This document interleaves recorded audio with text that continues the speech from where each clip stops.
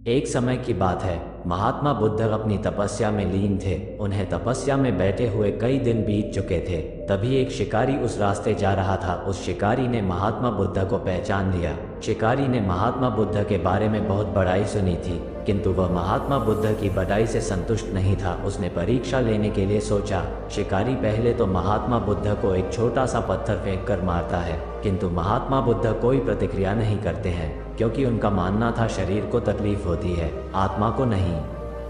शिकारी द्वारा फेंके गए पत्थर के कारण शरीर को कष्ट हुआ, किंतु आत्मा को नहीं। शिकारी कुछ समय सोचता रहा, महात्मा बुद्ध कुछ प्रतिक्रिया करेंगे, किंतु महात्मा बुद्ध अपनी तपस्या में लीन थे। उन्होंने कोई प्रतिक्रिया नहीं की।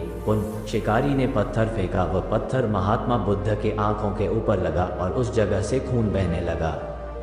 महात्मा बुद्ध को आभास हुआ उनके शरीर से रक्त बह रही है, किंतु वो फिर भी अपनी तपस्या से नहीं उठे। शिकारी को गुस्सा आया और उसने पुनः एक पत्थर और महात्मा बुद्ध की ओर फेंका।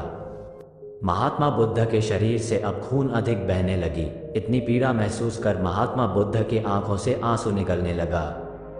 शिकारी ने महात्मा बुद्ध के पास जाकर पूछा, आपको जब मैंने पत्थर मारा तो आपने कोई प्रतिक्रिया नहीं दी।